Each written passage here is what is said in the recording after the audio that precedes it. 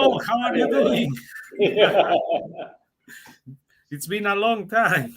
Yes, it's been a long time. You're right. This means that next year I hope that to meet you personally. Yes, hopefully. Yes, I think next year I'll be in presence. Yeah, it will be much easier for me to go. Yeah, you're in a new situation then, aren't you? Yeah. Okay.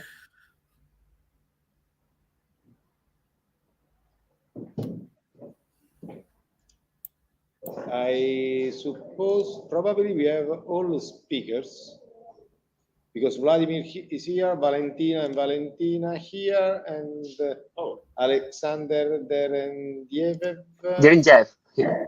Yes, for the third speaker. Okay. Any preference from okay, Valentina is the first. Yeah. As you prefer. If you want to break from one presentation to another, I can No problem. ask to Alexander or Vladimir to have the other presentation. Okay. Good afternoon, everyone. Welcome to the third section of Geographical Analysis, Urban Modeling and Spatial Statistics. I am not Anastasia Strategea, I am Beniamino Murgante. I'm a man, you can understand. Okay, and sorry for the little delay, and we can start with the first presentation, evaluation of spatial variable related to the provision of essential services in Basilicata region. Valentina Santarsiero, Gabriele Nolè, Francesco Scorza, and Beniamino Morgante. Valentina, the floor is yours.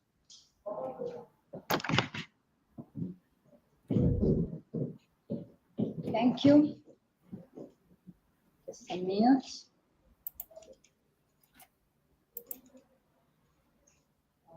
Okay.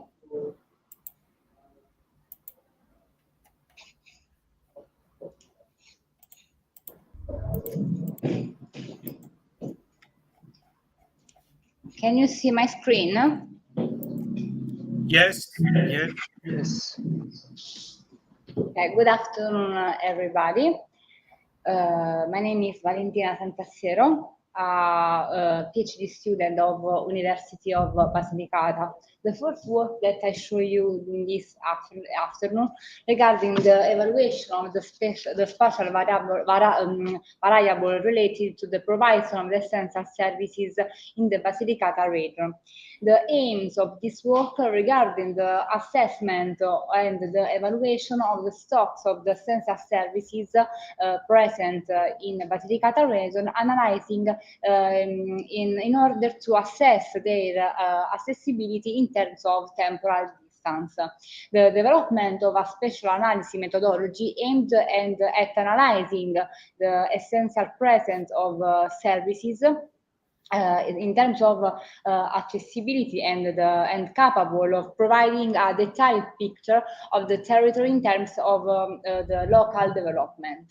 The study of the spatial relationship existing between the whole of municipality present in the region is one of the aims of this work, and the other aims is to promote these themes of territorial and spatial planning in order to outline a strategic development work.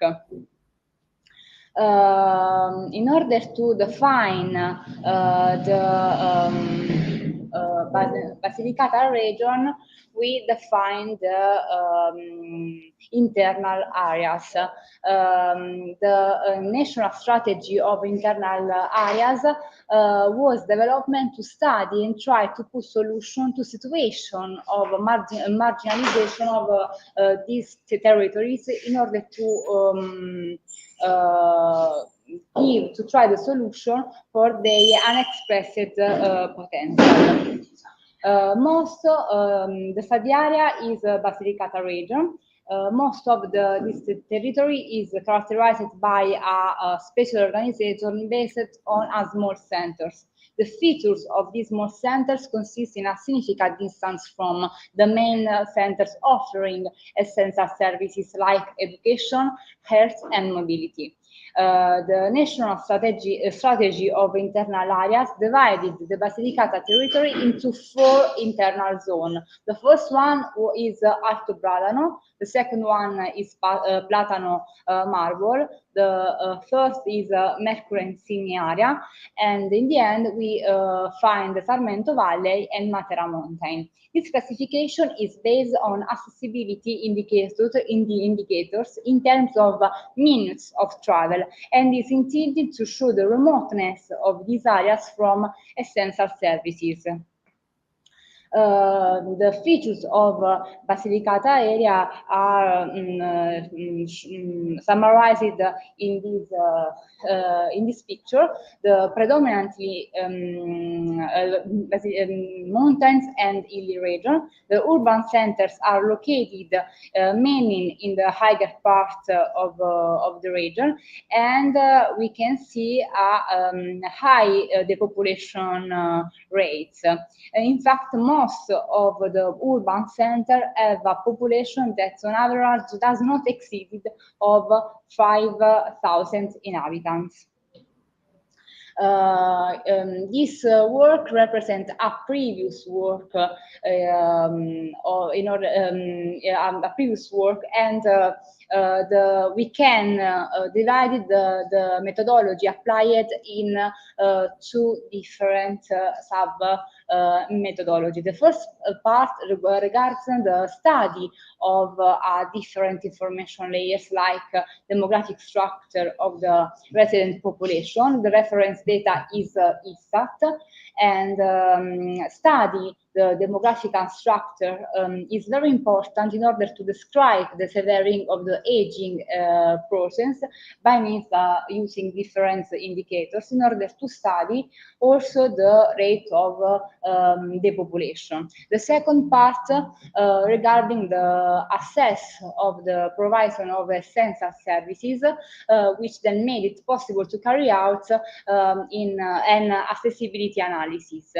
And this part is regard of the identification and detailed mapping of the offer.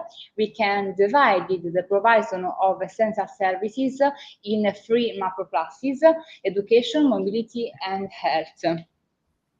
The first results regarding the assess the services regarding the education. We recognize the spatial location of the secondary school, and we find more than 100 secondary schools in the region, and we for each municipality, we calculate the maximum distance and the minimum distance of with the school. And in this picture, we can see the time distance maps. And we can see that the maximum distance from inland areas and urban centers of the maximum distance from municipality to secondary school is located in inland areas and in urban center of the border with the Calabria region. The essential service regarding the health was divided in the study of the accessibility in terms of temporal distance for hospital and emergency room. In the first part, when we analyze the spatial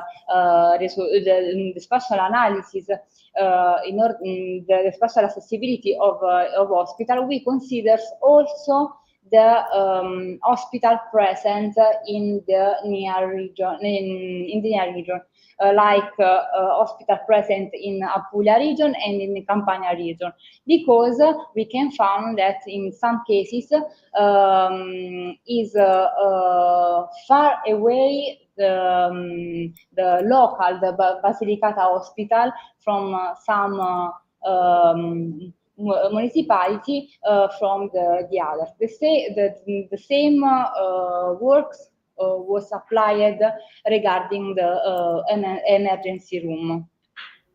In the end, we also study the accessibilities in terms of infrastructures like the airports and the toolbox. Why this? Because Basilicata region don't have airports and don't have a main street.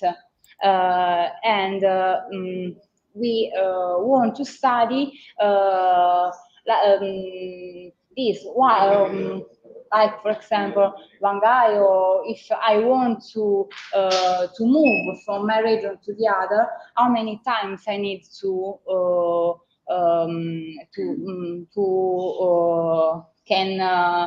can use the airport on tool bus.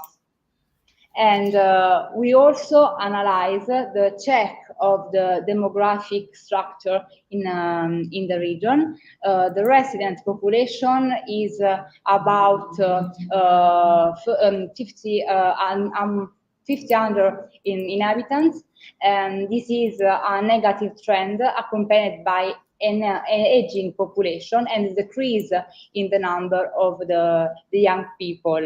As you can see in this picture, are only two the municipalities that have a number of inhabitants more of 17,000. In the end, we can analyze and use the structure of population using these three type of indicators. We use the first indicators regarding the younger population with the age that's vary by 14 to 54 years old, and as you can see, and we compare this data with the medium of national data and the medium of the southern Italy data, and the other indicators regarding the oldest population with the age over 18 years old, 80 years old, and in the end we analyze the population, the old population, like the oldest population resident with the age over of 55. This study proposed the use of a basical analytic methodology capable to evaluating the potential for local development of an area and highlighting its critical points. The low settlement density of Basilicata centers confirmed by the analysis due to the demographical trend and characterized of features of fragility and geological and geomorphological instability are associated with considerable distances from essential services to the main center, and also from the consequent opportunity for social development. The population as a whole is aging and more rapidly in areas where there is more immigration of young people, aggravating to the economic difficulties and social discomfort.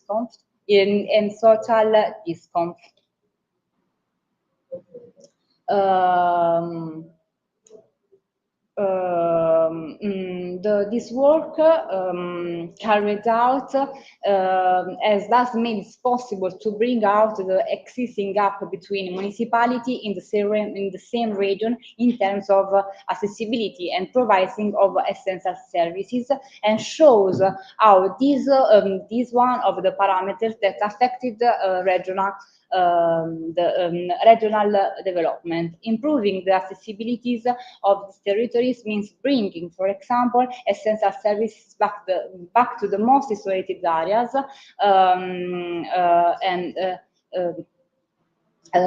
strengthening to the mobility offer and acting on the local territorial capital. Thank you. Thank you, Valentina. Okay. If there is a small question for Valentina. Arthur. I have a question. You have shown us where the potentials and where the deficits are in the region. Let's say regional planners know of this. Can they make use of your analysis? In the first part of this analysis, not yet, because now we analyzing only the spatial features, but in the future we can improve this work with other data, with other. But you know, let's say planning institutions, do they make use of the work that you have done, which is an analysis of the status as it is, I suppose? This work has been included in a project funded by the ministry, Italian ministry. So they know. And now we will allow to all public administration, regional public administration, to use this data. I hope that they can use for having better decisions in future, but who knows? There is obviously a gap, you know, probably they're not or try to don't understand the real problem created after that. Okay, if you want to break between the two presentations, let's refer. No, when assume the other presenter wants. Okay, okay, you can continue. Otherwise, the second presentation, Valentina will continue with land use change evaluation in an open source GIS environment, a case study of Basilicata region in southern Italy. Valentina Santarsiero, Antonio Lanorte, Gabriele Nolè, Giuseppe Cillis, and myself. Valentina again. Okay, just a moment.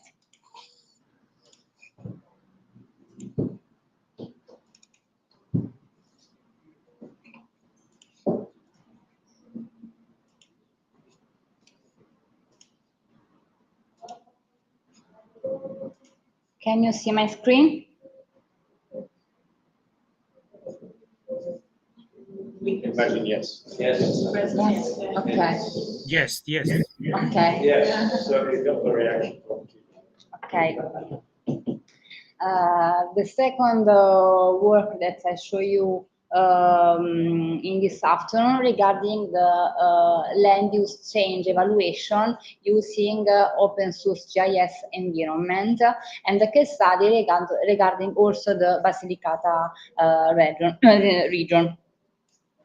We can, in this study, we analyze the land use change, and in the specific way, we analyze the land degradation and land take.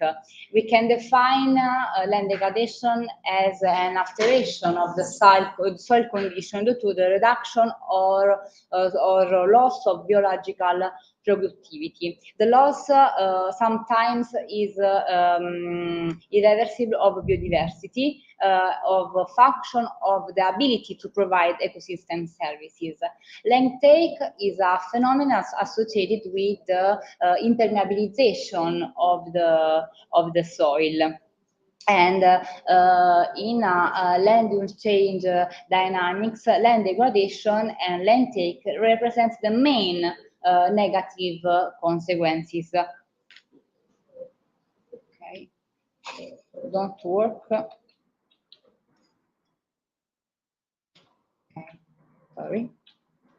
Okay. The aim of this work is analyze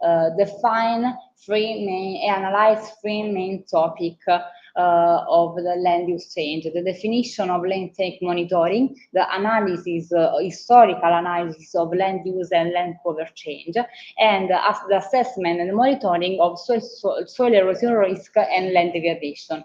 We use for this study are remote sensing techniques and a change detection analysis in a GIS environment in order to assess qualitative and quantitative estimation for length-take soil erosion related to degradation.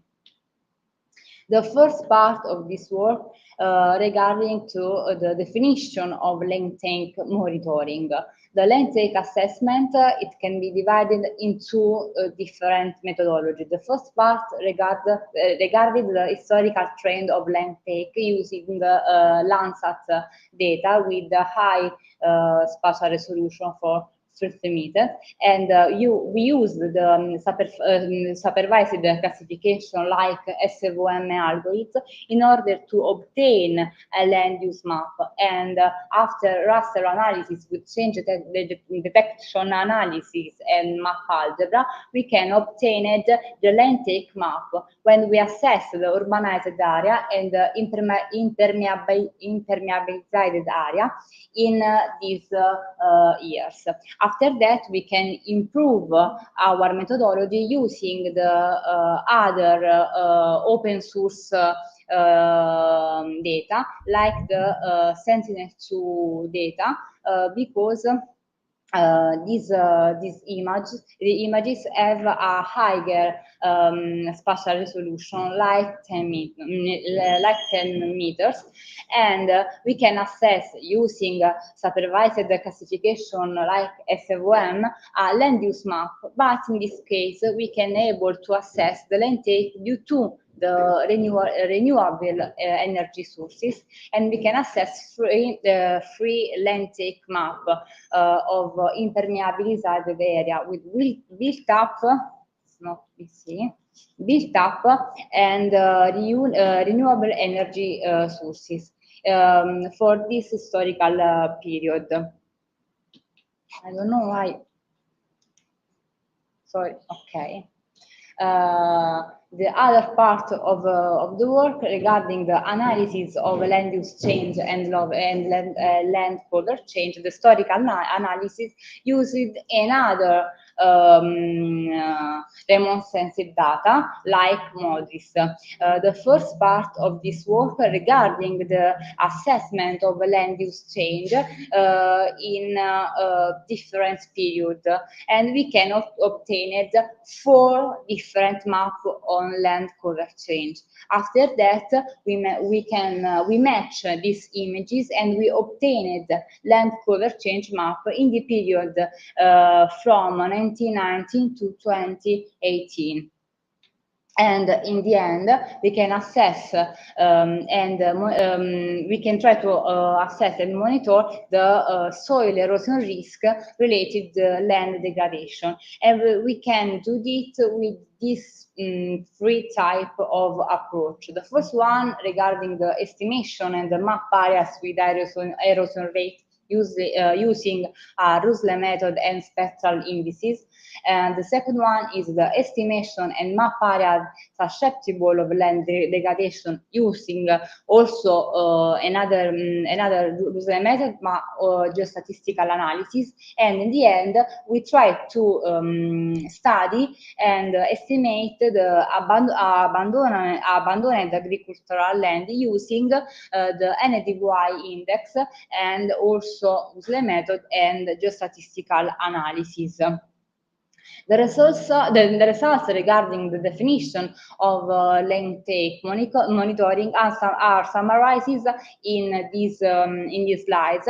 We can, as you can see, we can obtain the land use, land cover classification for every year, and we can obtain in the end the binary raster binary map regarding the land take classification. And we can estimate in terms of square kilometers the amount of urbanized built up impermeabilized area in these 6 municipalities of the region. We choose these 6 municipalities of the region because are the feature that characterizes this municipality are, for example, the presence of industrial center, the presence of a lot of tourist pressure, and also we analyze the 2 capital city of the region, Potenza and Matera.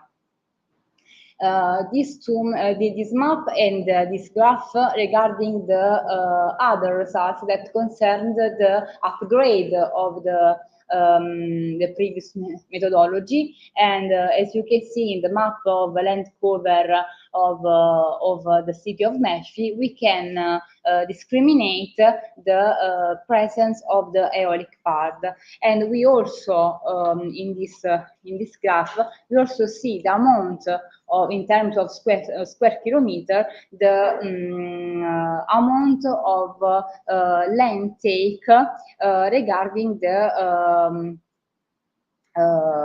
renewable energy energy sources in terms of aeolic pad, aeolic streets, and the photovoltaic panel.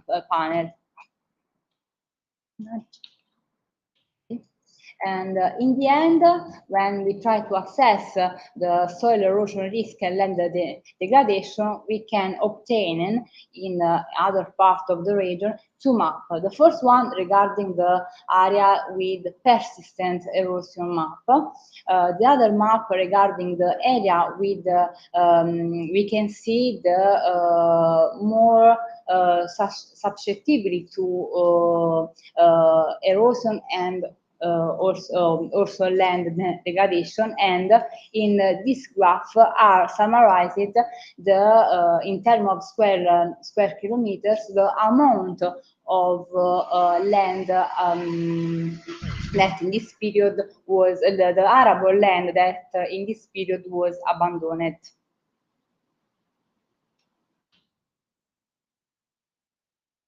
Okay. In conclusion, in this work, we can provide a useful information for spatial decision support system to identify areas that are more vulnerable and need further analysis and monitoring for different topics. The integration of satellite images and geostatistical approaches, an innovative approach for analysis and mapping based on factors influenced by the spatial and geographic component, and the complexity and the relevance of the topic they discussed in this work are useful are very useful for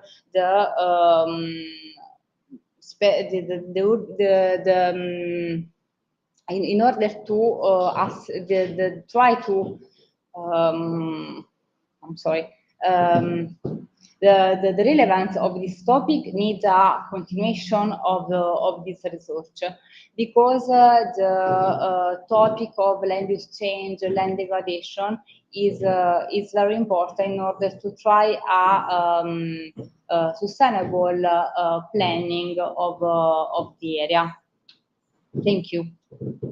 Thank you, Alice. Your essential presentation really covered time. Small question from the only in remote. No? Okay. In order to gain time, we can go to the next speaker. On applied efficiency of systematic earthquake prediction, Valery Gitis, Alexander Derendyaev, and Konstantin Petrov. The presenter is Alexander Derendyaev. The floor is yours. Thank you. So, one moment. Do you see my presentation? Yes. Yes. Oh, okay. Thank you. So, let me speak on the applied efficiency of systematic earthquake prediction. next time. Let me start with our motivation, then review the method of the minimum area of alarm. It's our old method. Then talk about the generalized method and the new methods. Then I show you our forecast results and make a summary. So we develop information technology for systematic forecasting of earthquake. The first version of this system has been operating since 2018, and you can visit it right now on this website. The forecast is carved out systematically with the step delta T. So on each step, the moment of forecasting, the system downloads and processes new data from remote servers, then learns and then updates the alarm zone. A tragic earthquake is predicted if epicenter falls into the alarm zone during current interval. For prediction, we used our machine learning method called a method of minimum area of alarm.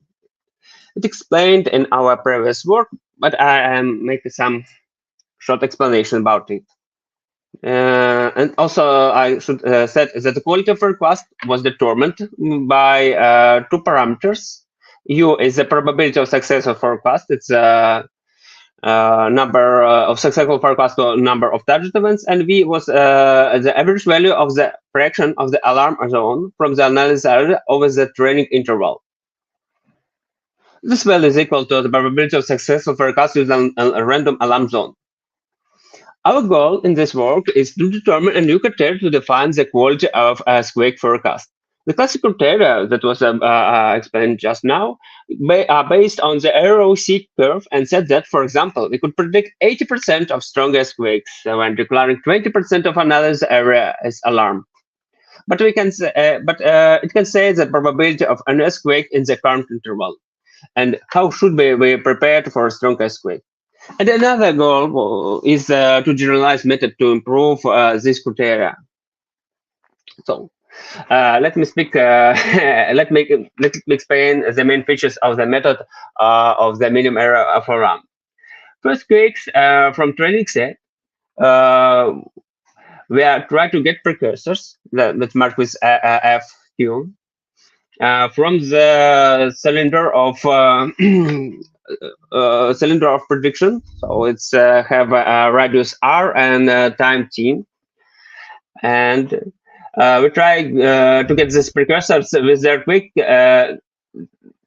such precursors that give us the smallest volume. So that's why the method of the minimum area of alarm. And then for volume calculation, we use only values that are bigger than for each feature. For example, for feature for precursor F1, we have marked as possible earthquake only area Q1. It's bigger for each feature. Then we sort all our precursors and mark all area with a different values for volume. For example, Q1 is marked with the volume V1 according to precursor F1, and so on. So let's move to the next.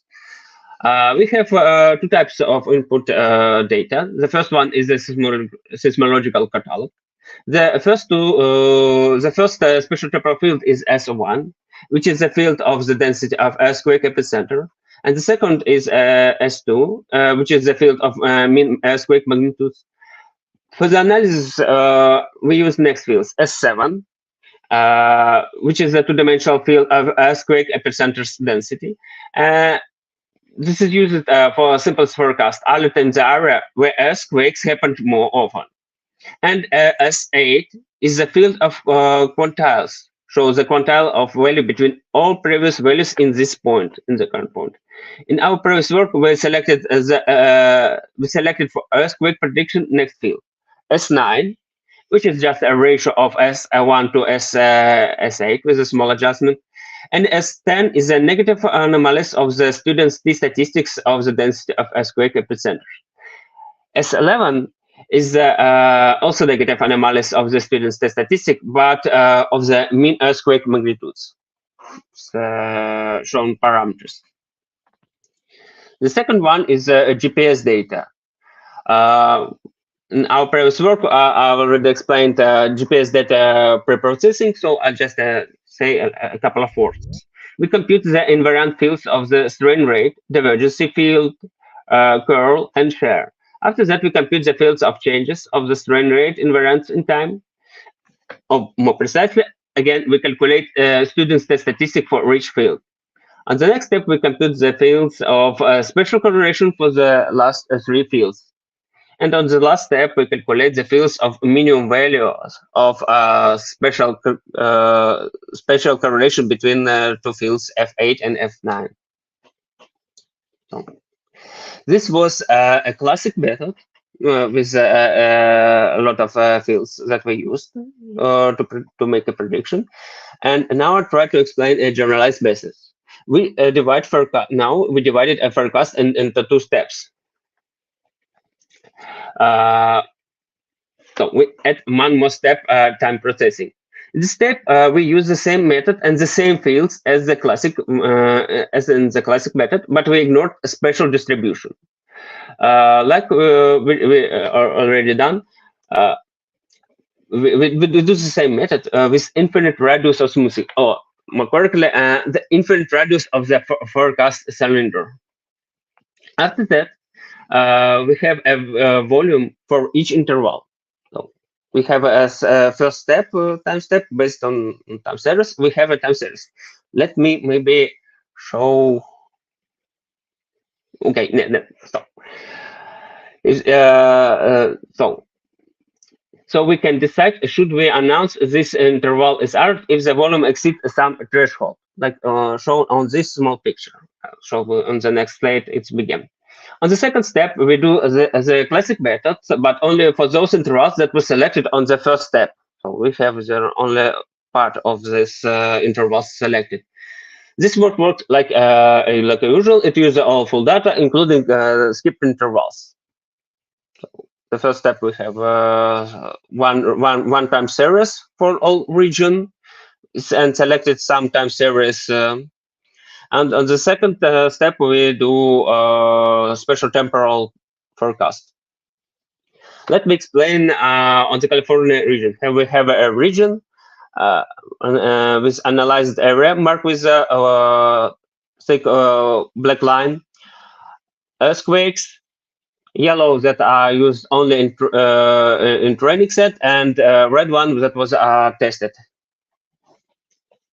Yes, magnitude for this earthquake is bigger than 5.5, and depth is less than 60 kilometers. So we have a time series of alarm intervals and the sequence of target earthquake with magnitude more than 5.5.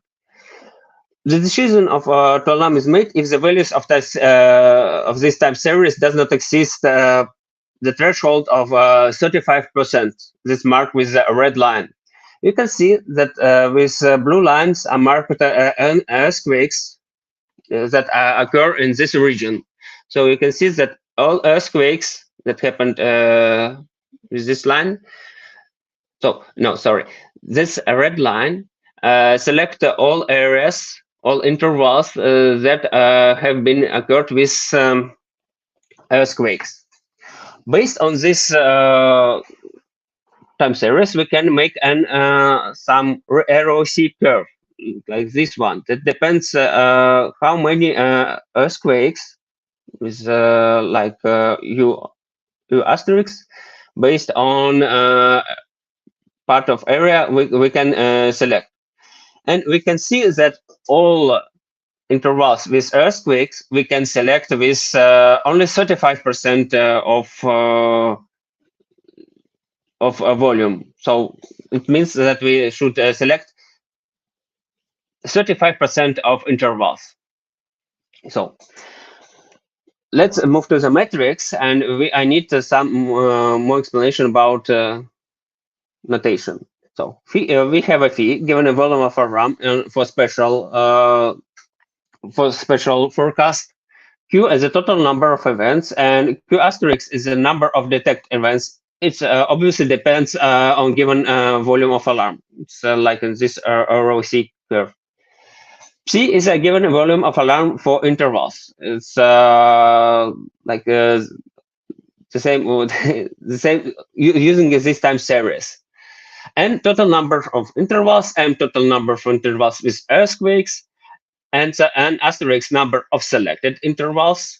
M asterisk is the number of selected intervals with earthquake, and M double asterisk is a number of selected target intervals with event in select zone. So it's M2 asterisk. We have also forecast for special zone. So we have selected four metrics. The first one is a usual one. It's a detection of target events, as usual. So it's just a ratio of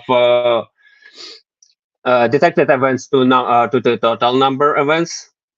The second one is probability of detecting alarm area intervals with the target events.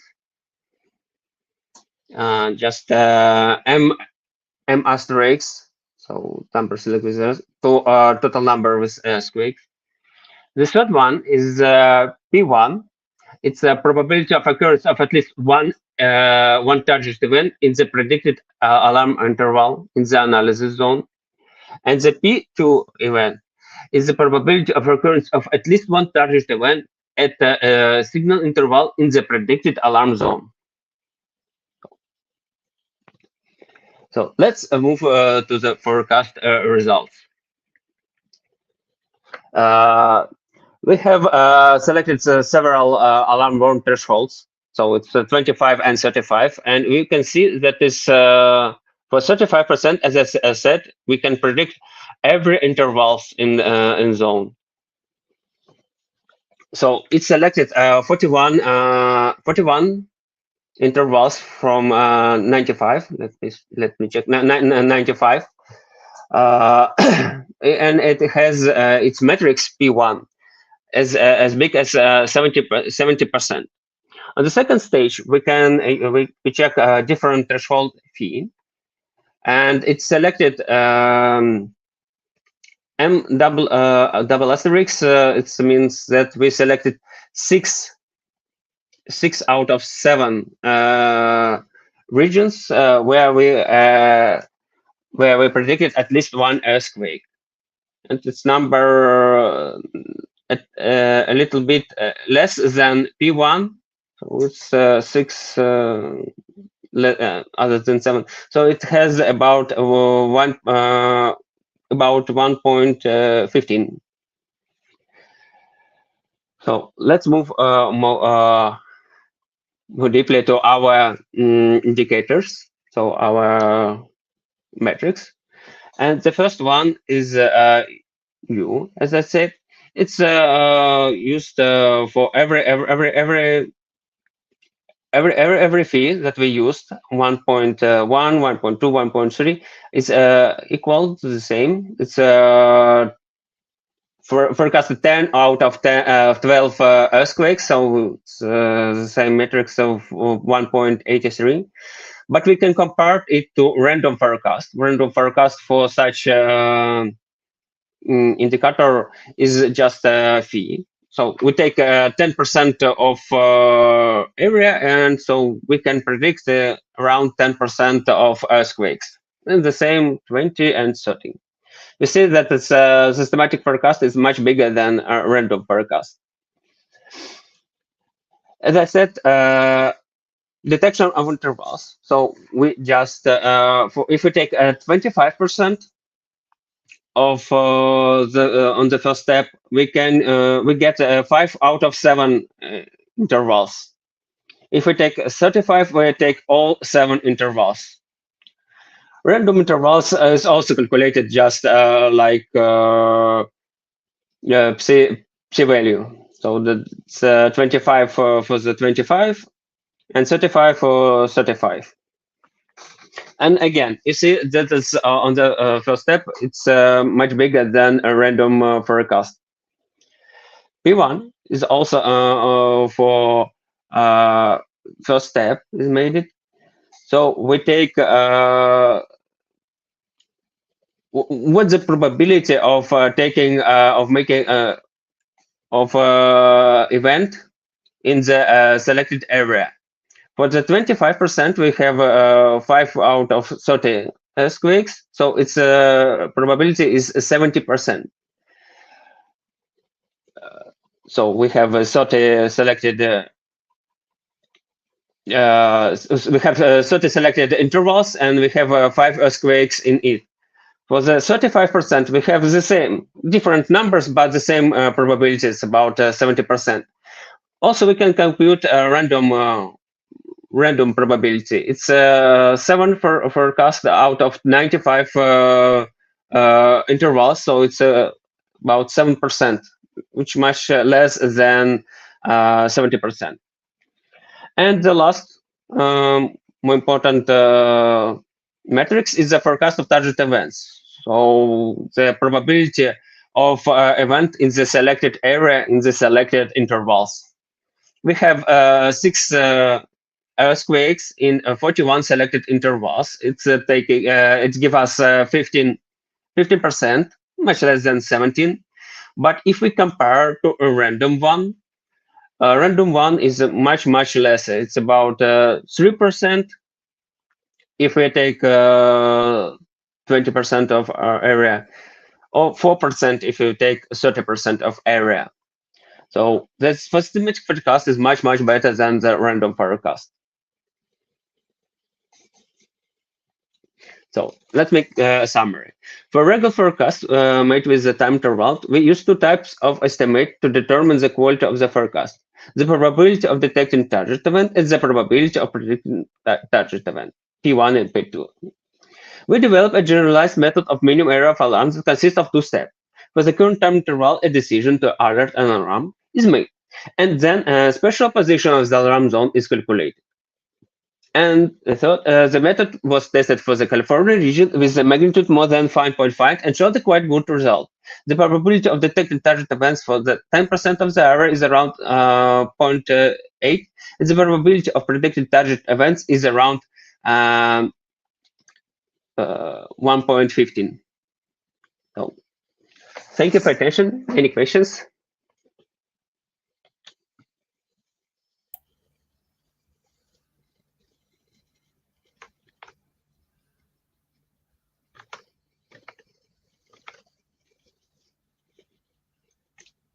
Hello? Hello? Oh, Yes.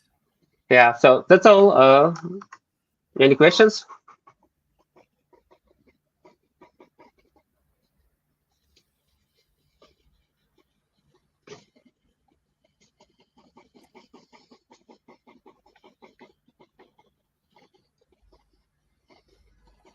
I think we don't have questions. Okay, great. Thank you. Thanks.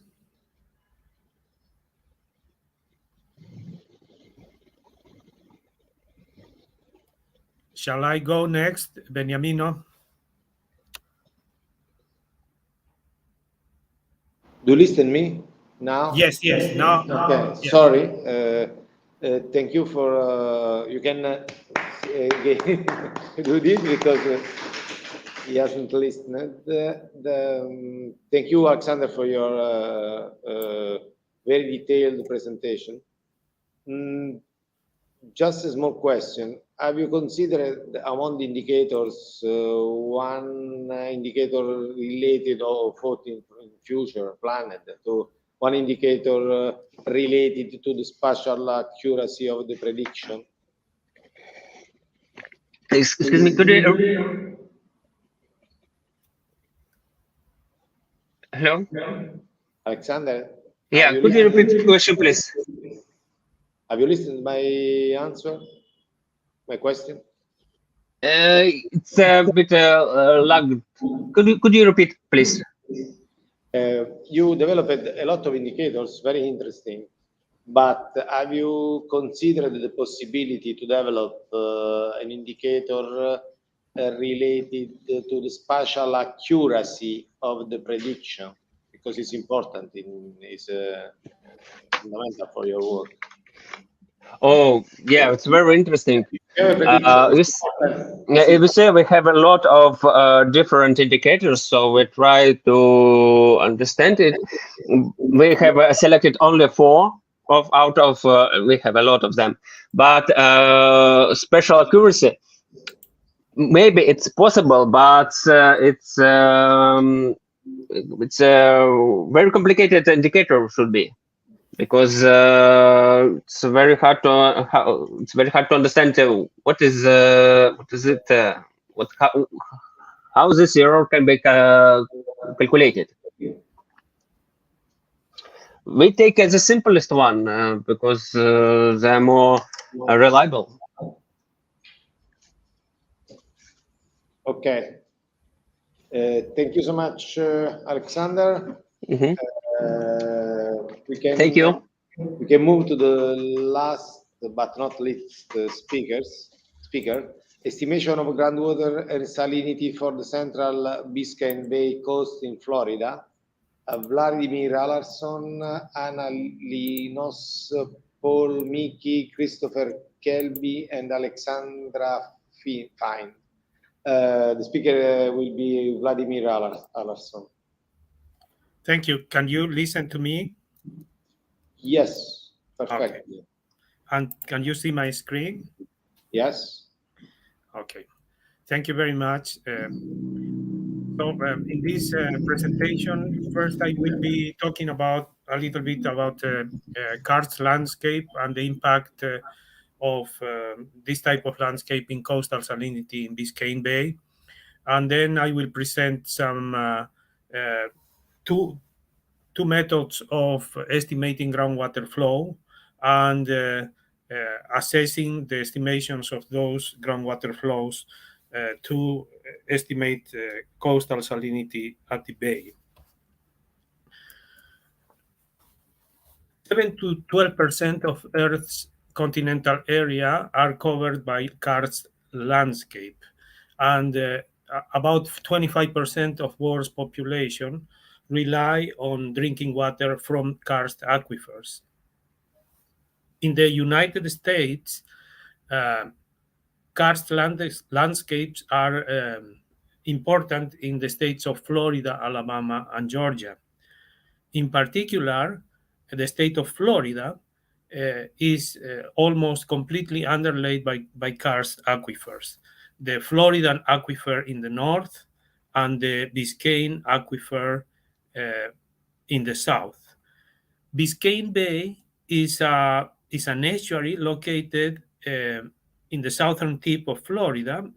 I am showing that with my mouse. I hope you can see that. And of course, the continental area surrounding Biscayne Bay is karst landscape. Both aquifers, the Floridan aquifer in the north and the Biscayne aquifer in the south, drain to the Pacific Ocean. Both of them are unconfined or semi-confined.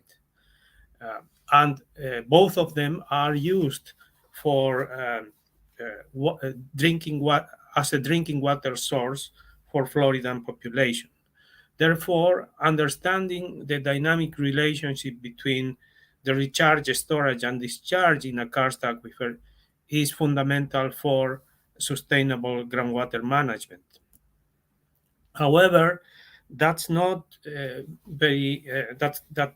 can be done very easily because the groundwater flow in karst terrain is complicated by the existence of preferential flow pipes that produce a very fast delivery of fresh water to the coast.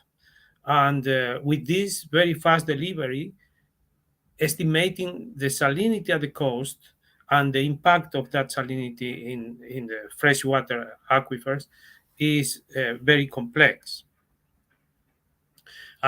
For example, in this chart, we can see the ocean salinity in the blue line, and you can see that ocean salinity is around 35 PSUs. These are observed data of a salinity station located near the ocean boundary of Biscayne Bay. So it's ocean salinity. However, if we go to a station in the coast, Bisc C4, the salinity regime is very different. While in the ocean boundary, salinity ranges around 35 PSU, in the coast, we can observe salinities of very low salinities of almost 5 PSU. And of course, the trend is very complex.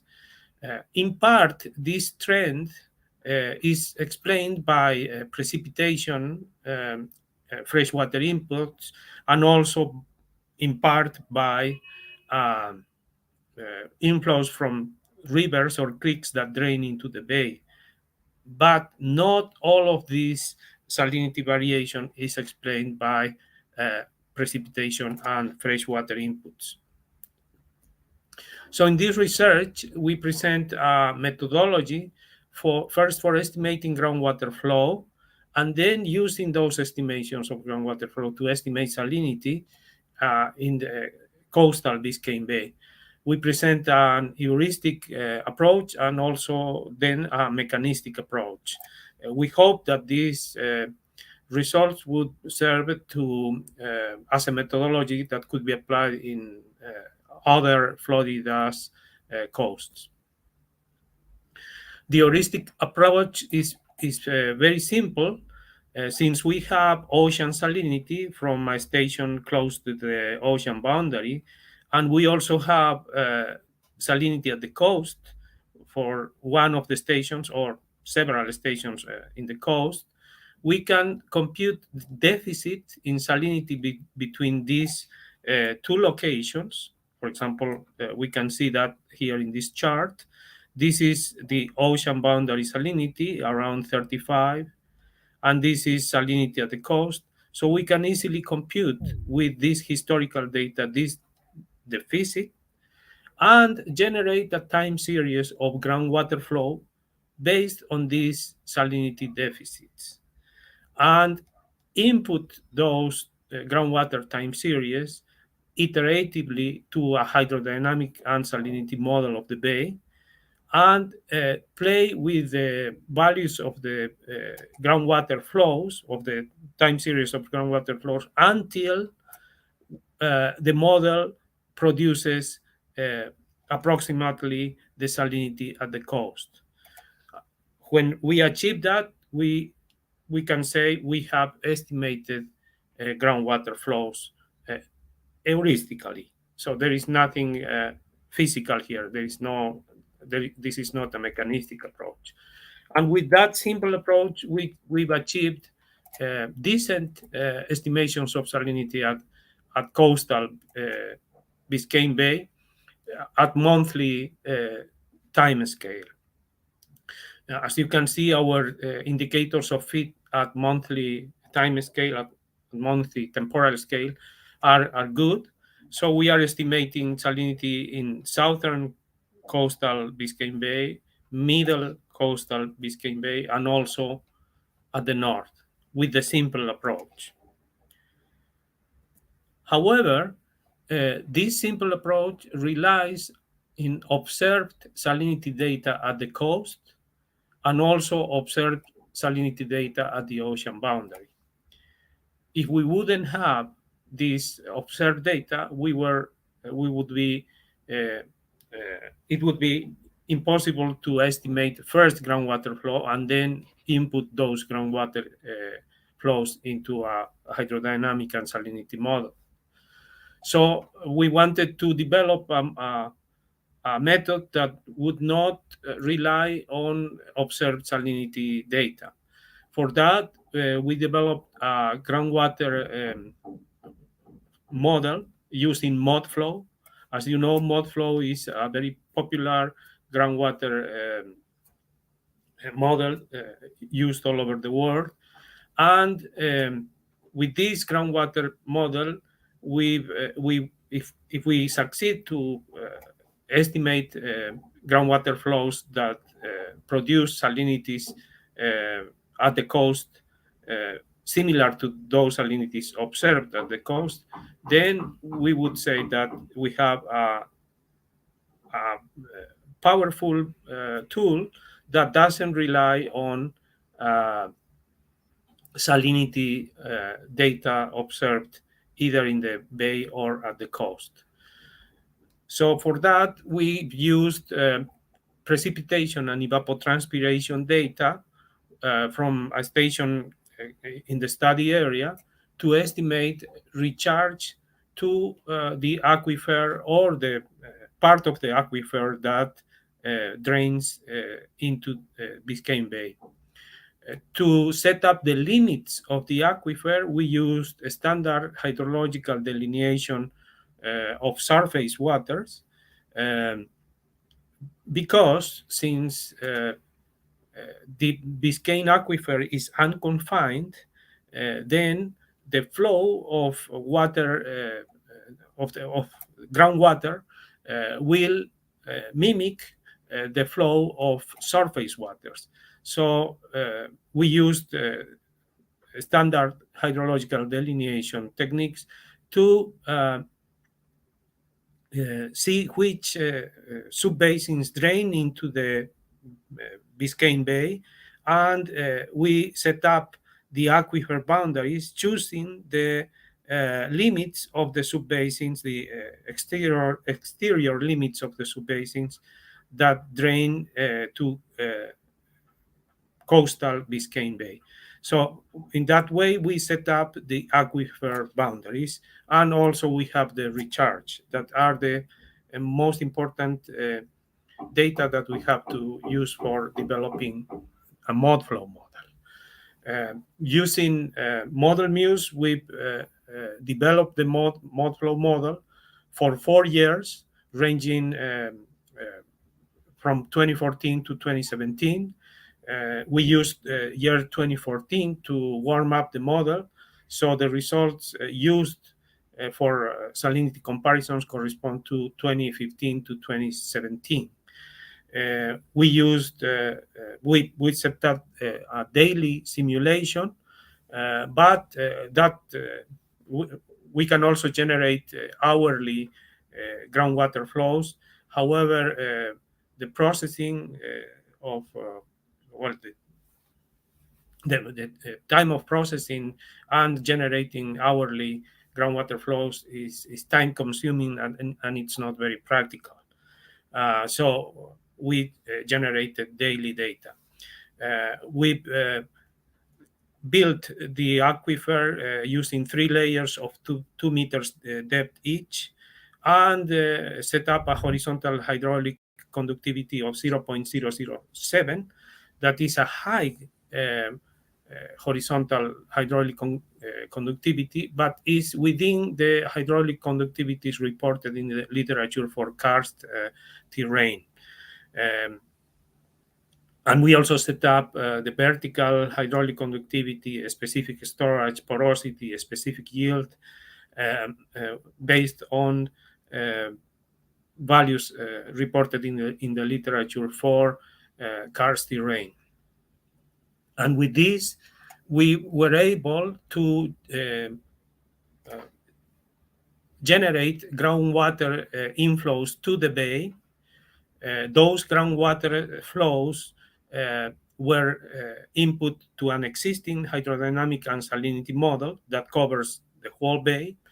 And we compared the model generated salinities at 3 locations in central Biscayne Bay, where we have the strongest differences in salinity between salinity at the coast and the ocean boundary. And we are capturing very well the salinity trend in these 3 years, to 2015 to 2017, either at hourly temporal scale or daily temporal scale. Our fit indicators are also acceptable, good to acceptable fit indicators at both temporal scales. If we go a little bit north, we also get decent simulations of salinity, and of course we can go farther north and we continue achieving those acceptable to good simulations of groundwater and salinities. as a conclusions, we can say that the heuristic calculation of groundwater inflows allow estimating monthly salinities at coastal locations efficiently. However, the heuristic approach depends on the existence of observed salinity data at the ocean boundary and also at the coast. So if either of those data set is missing, then the method would not work. However, with the mechanistic approach using ModFlow, the estimations of groundwater flows also allows good estimation of daily and hourly salinity at coastal locations, and that is a step up from monthly. We are still calibrating the model, but we expect to improve even better fit statistic for our hourly and daily estimations.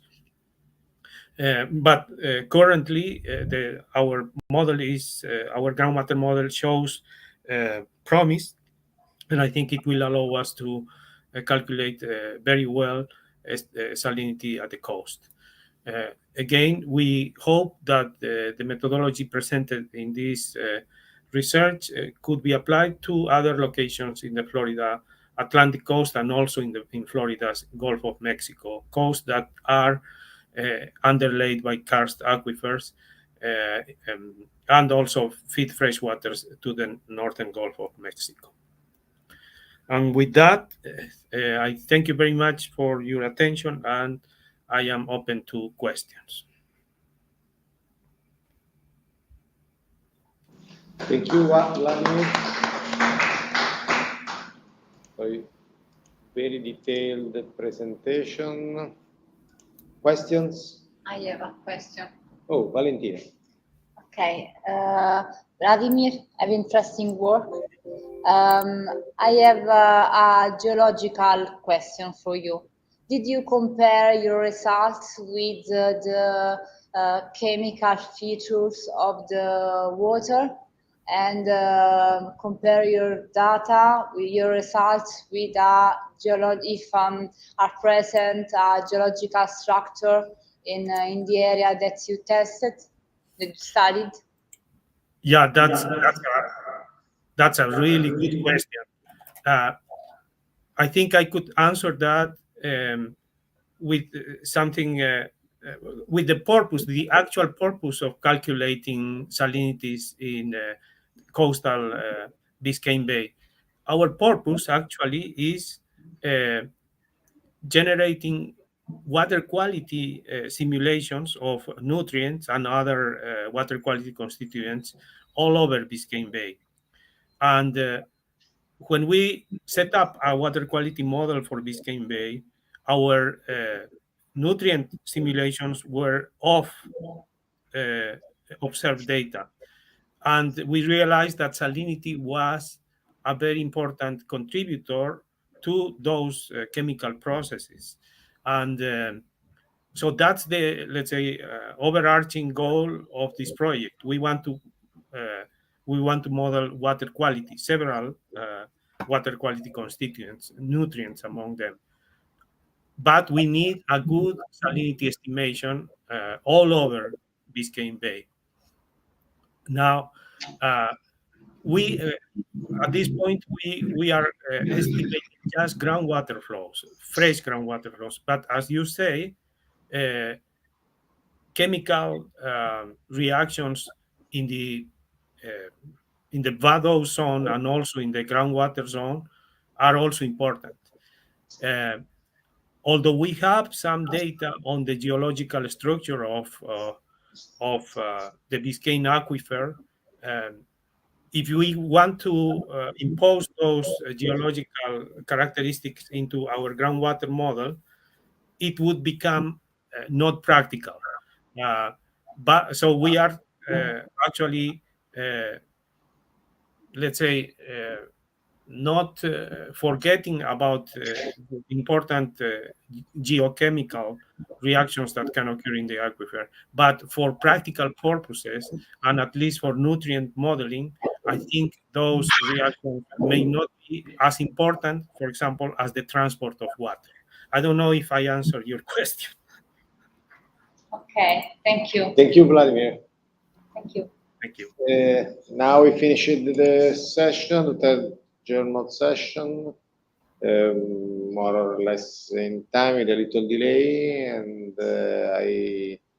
we stop here because another session is ready to start. Thank you for all participants for a very clear presentation, and enjoy the remaining part of the conference. Thank you very much, Beniamino, and good to see you again. Bye-bye, Vladimir. Bye-bye. Thank you. Thank you too.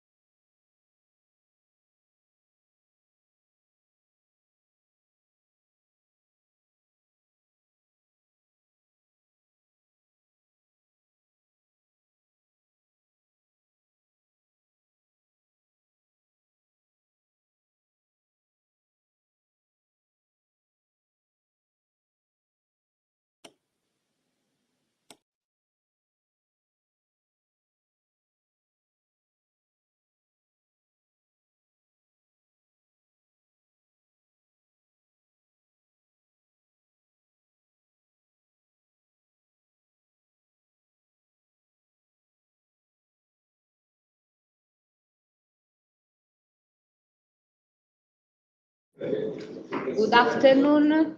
Luca, good afternoon. Hi, good afternoon. Se vuoi possiamo parlare in No, nel senso che io sono messa. Ciao Luca. Ciao Giuseppina. Ah, ok. Sorry for the delay of scusate per il ritardo della sezione precedente. Nel frattempo l'assistente arriva, possiamo cominciare. Two speakers are not Italian. I'm sorry. Sorry for the delay of previous section. Now, when you want, we can start. Yes. I remember you, Luca, to write the evaluation form at the end of the section. Okay. And so the floor is yours. But yesterday I didn't receive. Okay. But I think it's not a problem. Okay. Yes. So the first note to present is Maxim Protasov, diffraction imaging after diffraction separation in data domain. Are you ready, Maxim? Good morning. Morning. Do you hear me? Yes. Okay, I will try to share my screen.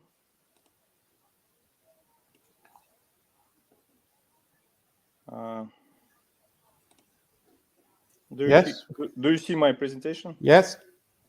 If I do full screen now, do you see it? Yes. Okay, good. So I can start, right? Yes, please. Okay, so my name is Maxim Protasov, and I will present diffraction imaging after diffraction separation in data domain. So the content of my talk is the following. So first I will present briefly the motivation, then I will provide a resolution analysis of selective seismic images, Next, I will come to ideal diffraction identification in data domain, and then I will explain algorithm for diffraction separation in data domain that I use. And I will show the diffraction imaging results for different scenarios, and I will finalize with the conclusions. So, characterization of fracture zones is a prerequisite for providing reliable assessments of expected flow patterns and trap integrity in subsurface reservoirs. For it constitutes a key component of prospect evaluation and production planning. And so the ability to detect fractures precisely and to characterize their properties is of high importance. And there is three different scales can classify the geological features in terms of spatial resolution. So macro scale, mesoscale, and microscale. Actually, faults and macro scale objects that can be detected via standard attribute analysis of standard seismic sections. Microfractures are microscale objects, and they can be recovered, for example, by azimuthal anisotropy analysis when we have parallel fractures. And small faults, caverns, fracture clusters, or large fractures are mesoscale objects, and actually these objects are the targets of diffraction imaging techniques. And it is important to have a good diffraction imaging techniques. And my presentation is about how to get the best way to get as good image as possible, as good diffraction image as possible. So standard way to construct seismic image is data transform called migration, where some kind of imaging condition is implemented. In our case, we use Gaussian beams and their patterns in order to construct selective images which can provide images of diffractions. So from the other hand, we have shown that such data transform is equivalent to the model transform, which we call ideal image. And in this case, image depends also on the domain of partial reconstruction, which can also provide different selective images depending which range of deep angles we use. And considering simple model with 4 diffractors, we analyzed ideal selective images depending on range of deep angles. One can see that the resolution increases as the number of selective images increases. And this corresponds to increase in the range of deep angles.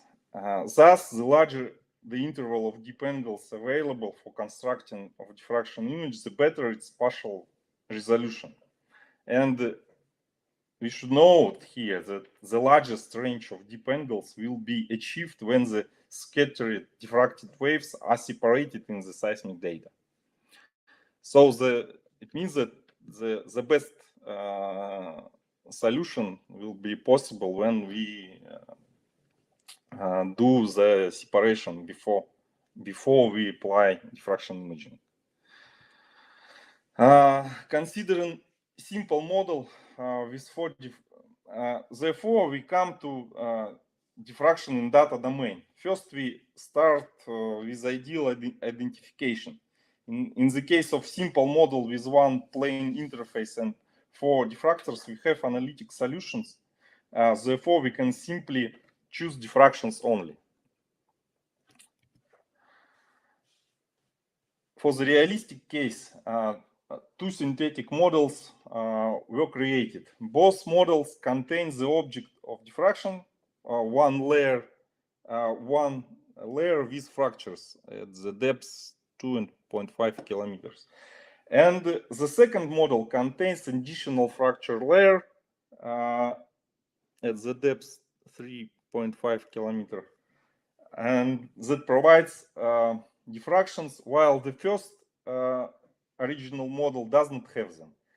And in this model, synthetic data are calculated using the fine difference modeling to get diffracted waves only that produced by the inhomogeneities corresponding to the bottom fractured layer of the second model, one should take the difference of the wave fields. So this result provides the ideal separation of diffracted scattered waves produced by the bottom fracture layer of the second model. And we want to see what is possible in this case, in the ideal case, and from the imaging point of view. And another point is that we want to understand how good our algorithm that we provide for diffraction separation works. So, and we start working on an algorithm that extracts diffractions directly from seismic data. And the seismic data are supposed to contain reflected waves and diffracted scattered waves. They're considered in the midpoint offset domain, and the algorithm for separating diffracted scattered waves from the seismic data is based on the essentially different kinematic behavior of reflected waves and diffracted scattered waves in the common offset domain. Gadograph of the reflected wave in that domain follows the corresponding reflected interfaces, and usually they provide locally plane events. And however, the gadograph of the diffracted scattered wave has behavior where second order derivatives have significant influence. Such a different behavior provides a wide range of algorithms. For example, they are published in this paper by Banzali and Ipkov. But I propose here the algorithm that is the combination of the two most effective techniques. The first part of the procedure comprises enhancing reflected waves and suppressing all the other events, including diffraction, followed by reflection subtraction from the initial data. At this stage, the enhancement procedure uses kinematic of reflected events at small apertures. And at the second stage, algorithm provides enhancement of the diffracted scattered waves and suppression of the redundant reflected events. So here the enhancement technique uses an estimation of the kinematic of the diffracted scattered waves and their usage at rather big apertures. So the last part of the procedure is like the so-called multi-focusing technique oriented on diffractions.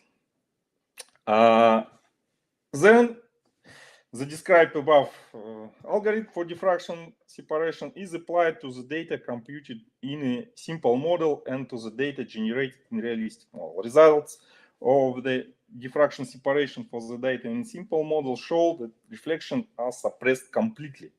Also, although the diffraction in this case do not coincide with the ideal result, but the main kinematic and dynamic properties of the diffracted waves stay the same.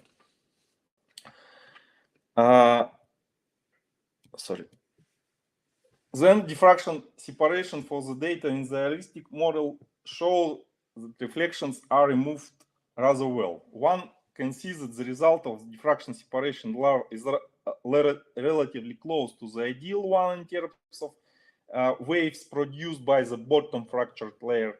There is a perfect correspondence of kinematic properties of diffracted waves and rather good match of dynamic behavior between the ideal waves and diffracted separation result.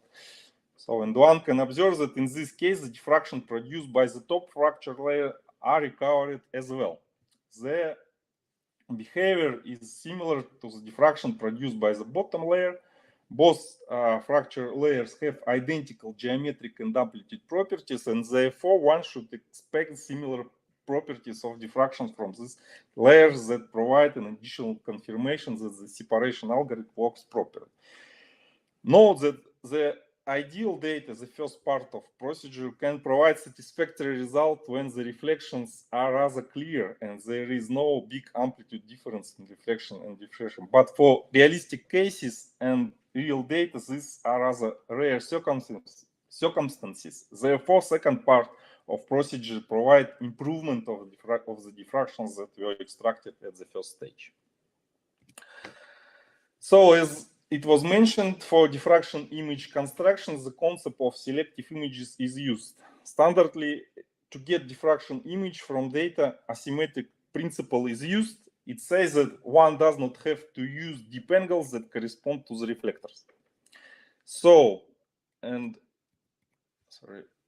next experiments provides a comparison of the diffraction imaging based on asymmetric summation of selective images constructed for the seismic data without and with scattered waves. First, simple data and model is considered. When data contains diffractions and reflections, full sum of selective images provide reflections even mainly, while diffractions are almost invisible. Partial sum of selective images provide diffractions events mainly. These partial images have the same resolution when partial images are constructed for the ideal diffraction data. However, when the diffraction separation algorithm provides the data that contains diffraction only, the full sum of selective images provide diffractions only as well, and the resolution of such image is higher than the resolution of diffraction images that are a partial sum of selective images. So we have seen similar picture when we show the ideal image results. And also, full sum of selective images provides comparable results for both cases, ideal diffraction edification and application of diffraction separation algorithm. It means that our algorithm works rather good, at least for this simple model.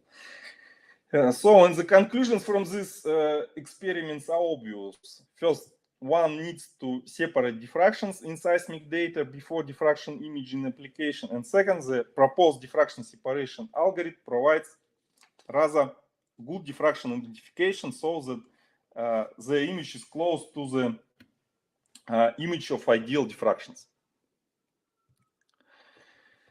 Then image results, we provide image results for realistic synthetic model and data. First, for the initial seismic data, a full image were constructed where selective images for the all available angles are used.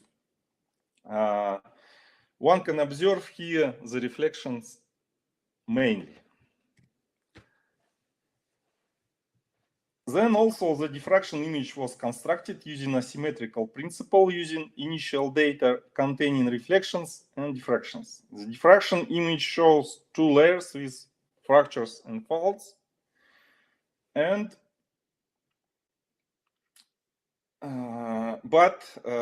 as one can see, the remnants of reflected waves are also visible. Then to the ideal diffraction data and the data after diffraction separation, a similar imaging procedure was applied but in this case for all available deep angles. One can see that on the right figure, the image is much more focused and less noisy in this case, and this image is the best achievable result in terms of the bottom fracture layer. More detailed consideration of the images in the near the bottom layer fracture zone illustrates the advantages of the diffraction separation in the data before diffraction imaging. The image result of data after diffraction separation is close to the ideal result. So this is the result of the diffraction image after diffraction separation, after algorithm, and it is close to the ideal result, as one can see. But at the same time, it is better than the result of asymmetric summation. So you see that one can see that the image is more focused. It is less noisy, and the most important, that is more consistent with the model than the selective diffraction images of raw data. So, and finally, conclusions. So the investigation of the influence of the diffraction separation in the data domain on the diffraction imaging procedure is provided. The new algorithm for the diffraction separation in the data domain is developed and tested, and the algorithm uses the different kinematic behavior of reflected and diffracted scattered waves in common offset domain. So the reflection removal and diffractions enhancement are two of the major steps in this procedure. And the new workflow for the seismic data processing of diffracted scattered waves is presented. It uses preliminary diffraction separation in the data domain with the following application of diffraction imaging procedure. And on the simple and realistic datasets, the investigation shows that the preliminary wave separation in the data domain provides a relatively good approximation of diffracted scattered waves. And finally, the further construction of diffraction images of diffracted scattered components only makes it possible to get a more focused and less noisy image than when constructed selective diffraction images of the full pay field. So finally, I have to say that the work is supported by RSF grant, and thank you for your attention. And if you have any questions, I will be happy to answer them.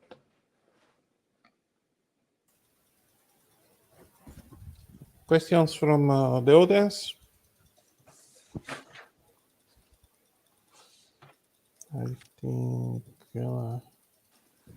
no, maybe. Thank you, Maxime. Okay, thank you.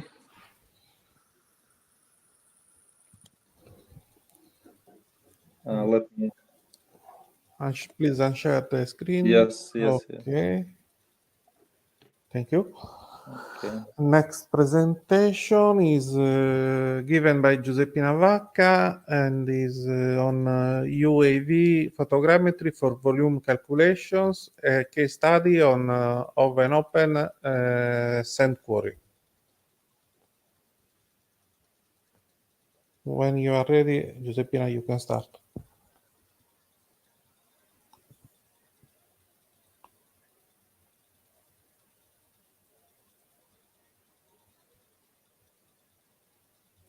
We don't hear.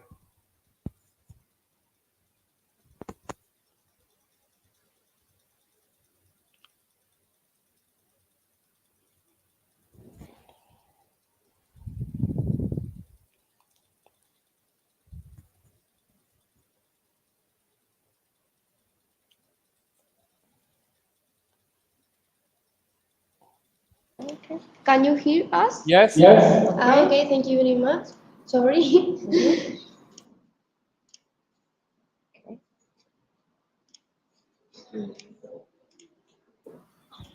Vediamo la presentazione. Perfect. Thank you. No problem. Thank you. I'm sorry. Thank you, Luca. Thank you. Good evening, everyone. I'm Giuseppina Vacca, and I'm from University of Cagliari. And my work is about UAV photogrammetry for volume calculation, a case study of an open sand quarry. In the past, the Sorry, monitoring... Yes? You are sharing the first screen, not the second. Ah, okay. I think it's not in presentation. Okay. And we have to restart this. So wait, I don't know why. Now you can see all? Yes, but it's not in presentation. It's so that you want to... non è in modalità presentazione, ti va bene? No, only the first one and not the model presentation. Okay. Okay.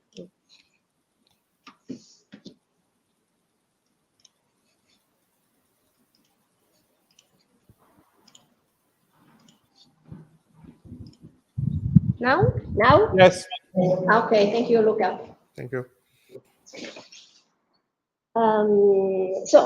In the past, the monitoring and the measure of volumes were performed with the traditional topographic methods using a total station or the global navigation satellite system in real-time kinematic mode.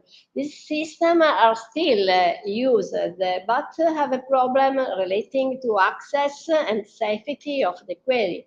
cost, and survey time, which can be several days depending on the size of the query. Another method used is the terrestrial laser scanner, which, however, present greater difficulties both in the survey phase and in its processing, as well as a high cost. So we asked if is UAV photogrammetry an alternative method to measure the query volume in cheap, fast, and simple way? So we set ourselves the goal of studying and applying to a case study the multi-image photogrammetry from UAV, in particular using an approach structure from motion.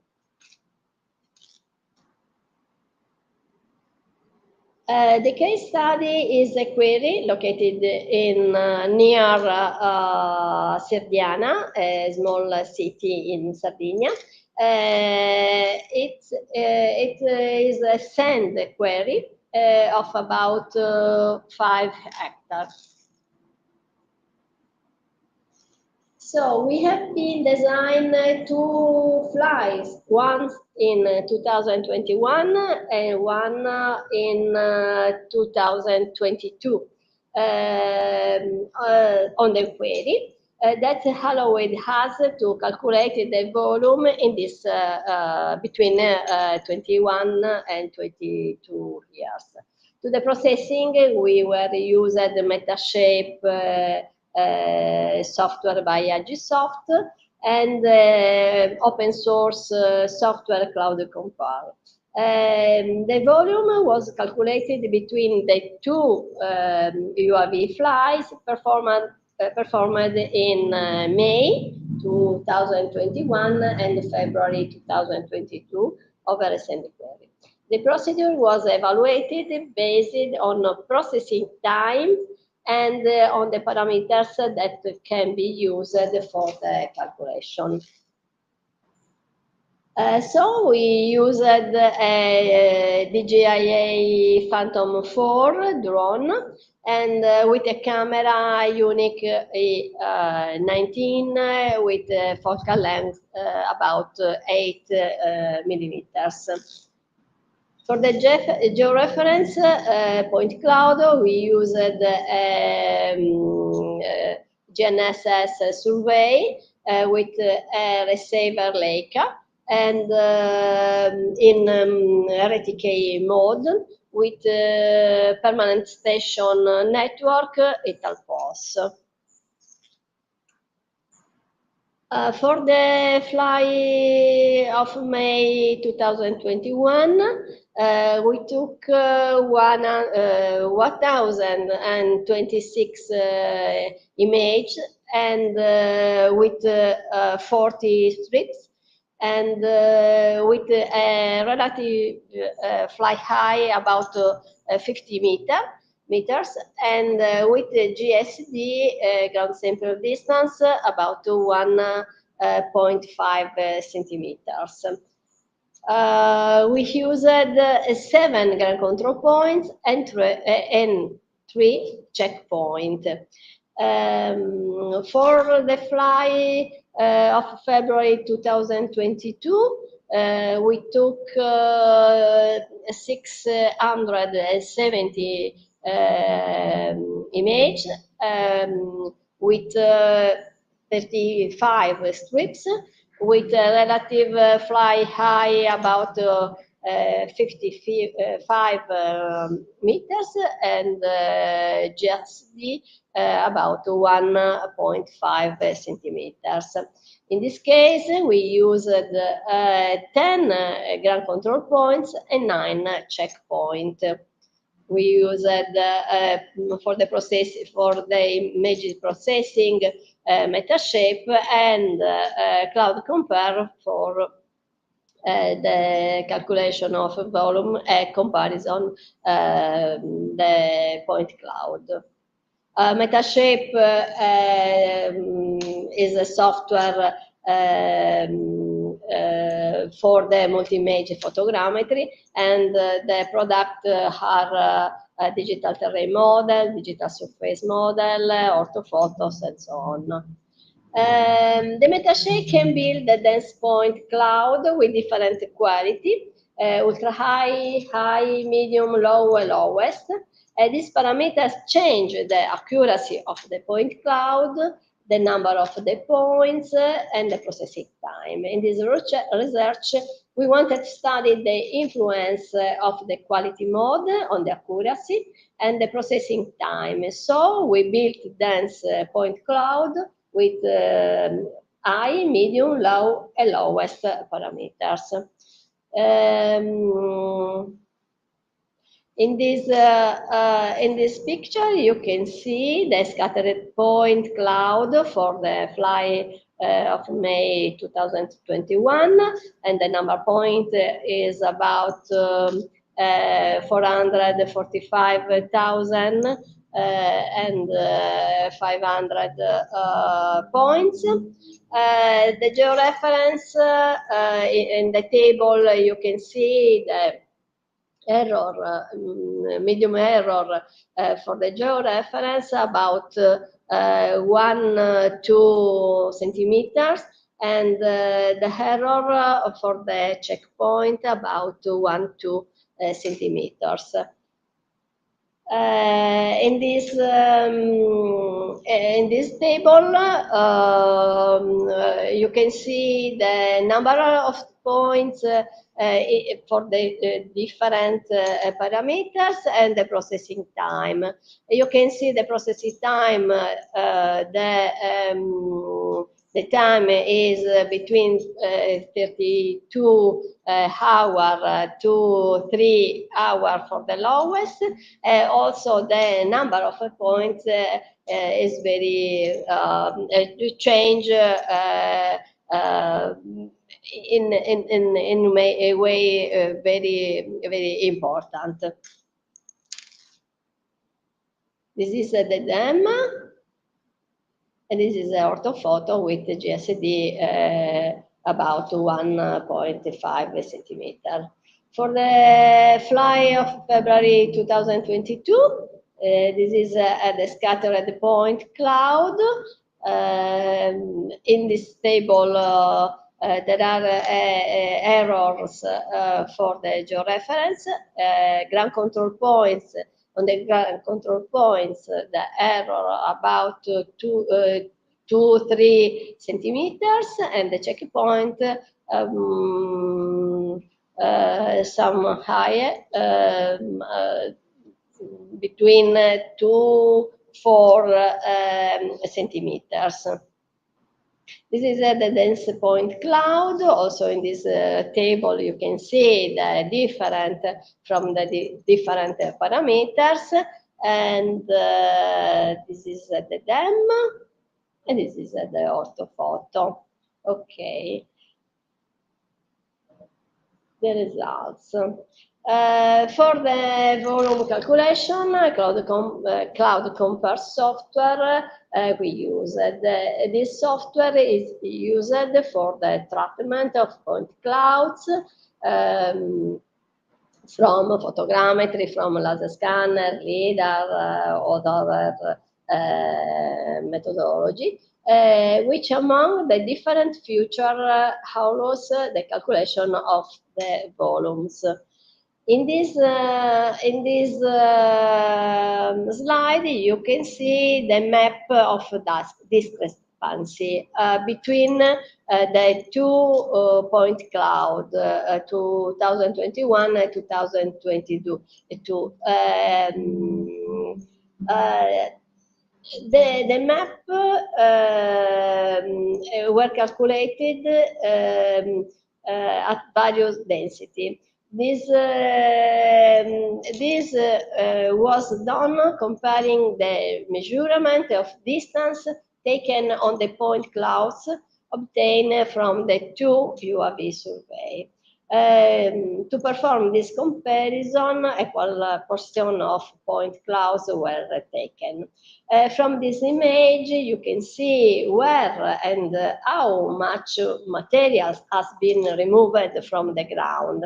From the image, it's possible also to see the green and the yellow area from which the material was taken, while in the blue area, where the distance between the two cloud points is 0. In this slide, you can see the discrepancy map with a point cloud in way lowest parameters. Is this similar also in this picture and also in this value. In this table, you can see the volume calculation between the two different years. Also, in this case, we report the different parameters, high, medium, low, and lowest, and different sampling pitch used, the 1 meter and 0.5 meter. You can see the variation between the different quality of the point cloud is at the maximum of 5% variation with the low cloud, point cloud, both for 1 meter and 0. Meter. In this picture, you can see how the cloud compare calculated the volume. So, in conclusion, for the calculation of volumes, image from UAV obtained with lowest quality can be used because the volume variation than 5% compared to the value obtained with the high quality. In this mode, it's possible to save many hours for the processing time. The distance map is also a good method for monitoring the most exploited areas of the query. And our research are continuing by testing the accuracy by comparing the UAV volumes with the volumes calculated using terrestrial scanner survey in this query. Thank you for your attention. Thank you. Are there any questions?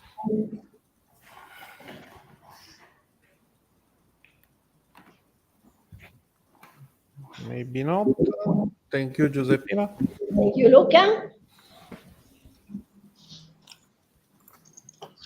Okay, and next speaker is Pedro Calzagrande. Hello, thank you, Luca. Hello, Pedro. My screen here. With a note on geotechnologies for geological mapping at the state of Tocantins. Tocantins. Yes. Okay, Brazil. Okay, so I shared my screen. Yes, can you guys we can see? Yeah. Okay, thank you. So thanks for the presentation. Good to be back here again, Luca. And I am Professor Pedro Calzagrande from the Federal University of Minas Gerais in Brazil. This paper was written by me, by Diego Guilherme, who is a geologist in the Brazilian Survey, by Jonas, who was my master's student, and by Italo, who is a postdoc researcher at Mairink University in Czech Republic. So basically we started, we had to do some geological mapping in this area, in the central area of Brazil, the state of Tocantins, for mineral research of iron ore and gold. And the area is actually very big, so we had to think about the solution to make it easier and have less days of field work and things like that, and go straight where you might have the iron ore and the gold. So that's just the location. So we start thinking about the geotechnologies that we could use in mining. We start with the remote sensing, but then we remember about the geophysical data.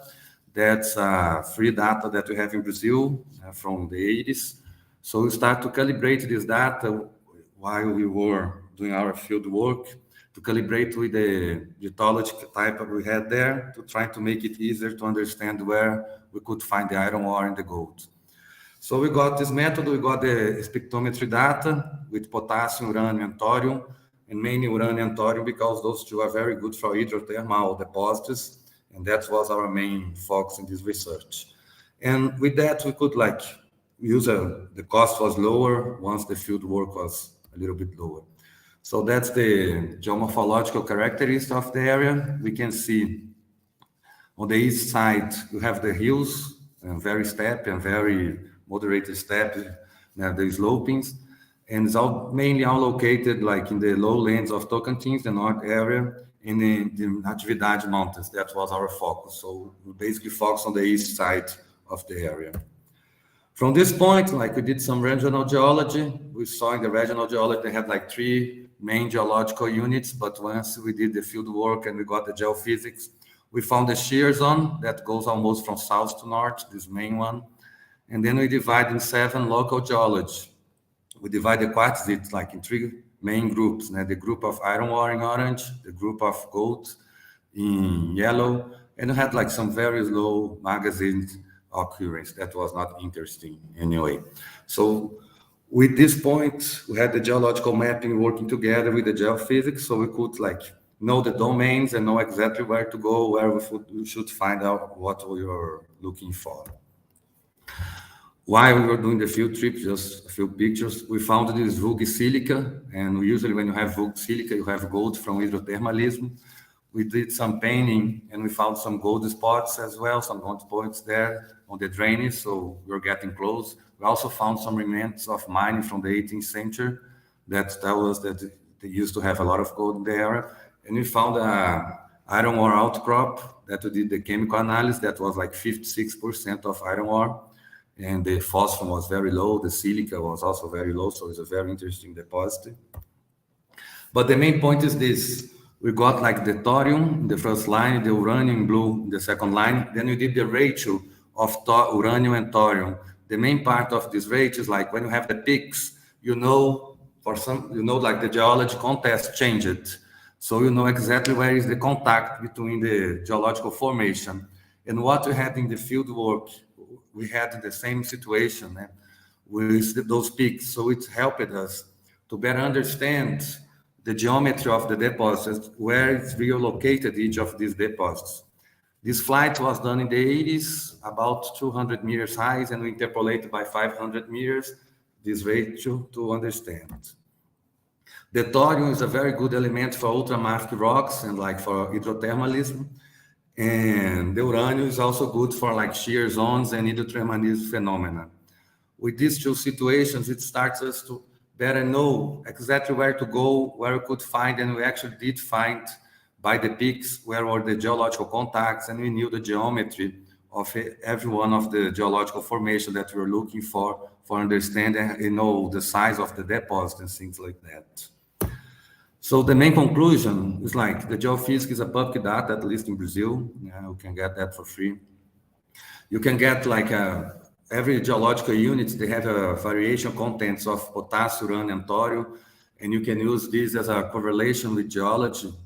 You can make the field trip very shorted, so you can save a lot of money using this kind of technology to go exactly where you need.